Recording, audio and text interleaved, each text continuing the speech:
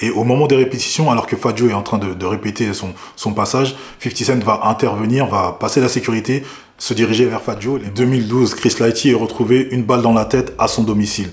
L'enquête de la police conclura à un suicide, même si sa famille et ses amis, son entourage, n'y croient pas un instant. You know, there's been a lot of rumors and things swirling around your brother's death. I'm not even going to ask you about that.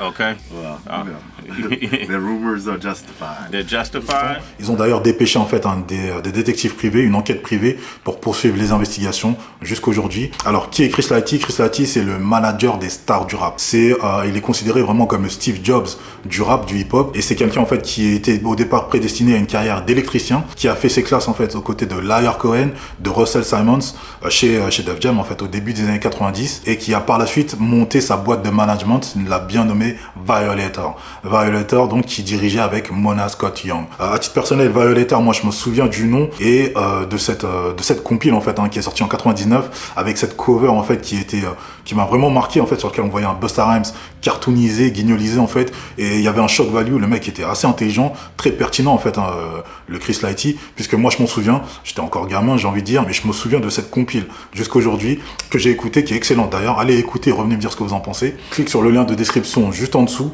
pour recevoir immédiatement et gratuitement mes 10 astuces donc de lecture. Donc ces 10 astuces qui vont te permettre de lire et retenir de manière beaucoup plus facile, donc dans tes études notamment, et tout ton contenu de lecture. Ça se passe juste en dessous et on continue.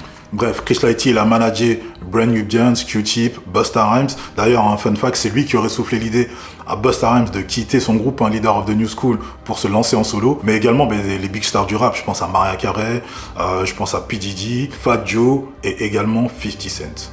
Vous me voyez venir. Donc il est bon de savoir qu'avec la création de Violator, l'idée était de gérer l'image, le branding, le marketing des artistes, de leur dénicher des contrats en dehors de la musique, de gérer leur image avec des compagnies, de leur dénicher des deals en fait tout simplement. Et c'est vraiment un blueprint, un exemple en fait qu'a suivi 300 Entertainment ou bien même Roc Nation de Jay-Z. Donc Chris Lighty, c'était un homme de l'ombre, donc reconnu, donc talentueux, reconnu dans le milieu, et qui a eu un moment le cul entre deux chaises lorsque New York a été secoué de bif, d'embrouilles entre plusieurs rappeurs, plusieurs artistes new-yorkais. En 2004, Ja Rule sort le diss track contre 50 New York featuring Jadakiss et Fat Joe. Excellente couplet de Jadakiss, c'est le meilleur, il les a éteints.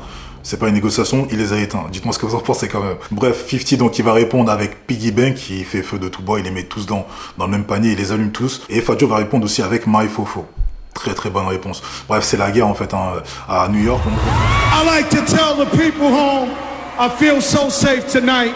With all this police protection courtesy of G-Unit. Put him up! I'ma turn over and tell her let's do it again. Fat Joe is man. Pussy boy. Fuck boy. Fuck. What? And all the niggas is suit. On le voit peut-être pas ici en France, en Europe, mais apparemment c'était très divisé. Et on s'imagine bien que quelqu'un comme Chris Lighty, qui a des connexions avec tous ces artistes, avec tous ces personnes, en fait, ça devait pas être simple pour lui de se positionner. Très tôt dans la carrière de Fat Joe, en fait, il l'a conseillé, il l'a drivé, il l'a managé, en fait, ce qui a permis à Fat Joe d'avoir la carrière qu'il a eue. Il a toujours, jusqu'à aujourd'hui, beaucoup de gratitude et de reconnaissance envers Chris Lighty. You know, that really saved my life. Chris Lighty literally saved my life. Like, I had no hope. I was rapping, I never thought I'd be on. I was just the hustler rapper from the block, right? And a mob style and all that, you know.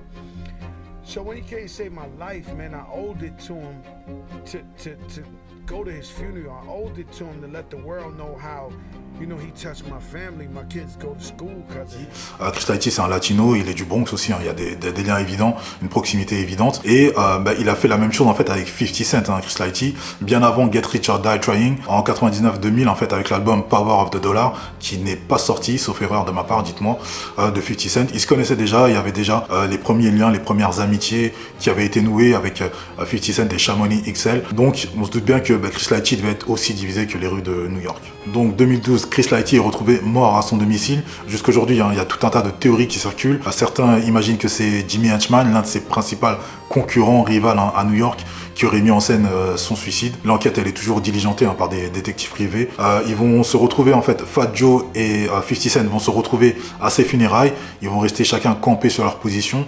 Plus tard, il y aura un concert donc MTV ou BET qui sera organisé, sur lequel ils seront de nouveau présents. Et au moment des répétitions, alors que Fat Joe est en train de répéter son passage, 50 Cent va intervenir, va passer la sécurité, se diriger vers Fat Joe, les mains en l'air en signe de paix, en disant qu'on doit faire la paix pour notre ami Chris Lighty. Fat Joe, donc, malgré ce passif qu'il y a eu, malgré tout ce qui se sont dit, les invectives qu'il y a eu des deux camps, on se souvient de la vidéo que 50 Cent avait mis en scène avec la maman de DJ Khaled, membre du Terror Squad, très proche de Fat Joe. Et malgré ça, en fait, Fat Joe, il va quand même faire la paix pour son ami, pour leur ami Chris Lighty. Ils vont enterrer la hache de guerre. Alors Fat Joe, il dira en fait qu'il lui fera jamais confiance, que ce soit clair. Ils partiront jamais en vacances. Mais ils ont fait plusieurs scènes, ils sont apparus de nombreuses reprises, tout de même côte à côte. C'est bien que c'est cool entre eux. Et d'ailleurs, Chick Lauch également, membre du groupe The Lox, groupe de Jadakiss, dira en fait chez Vlad TV qu'ils avaient compris que ce n'était que du marketing, ce n'était que de la communication. Il n'y avait pas de haine profonde entre 50 Cent, G-Unit et Jadakiss, The Lox. Donc la mort de Chris Lighty, c'est triste, mais la mort de Chris Lighty a permis d'apaiser quelque peu les tensions entre pas mal d'artistes de New York. Dites-moi vous ce que vous pensez d'abord, si vous connaissez quelques détails de cette histoire, si vous connaissez cet homme de l'ombre, Chris Lighty. Allez écouter Violator, cette compile, elle est excellente, vraiment, je la redécouvre, je l'ai redécouvert en fait. Venez me dire ce que vous en pensez, commentez, et on se retrouve très bientôt.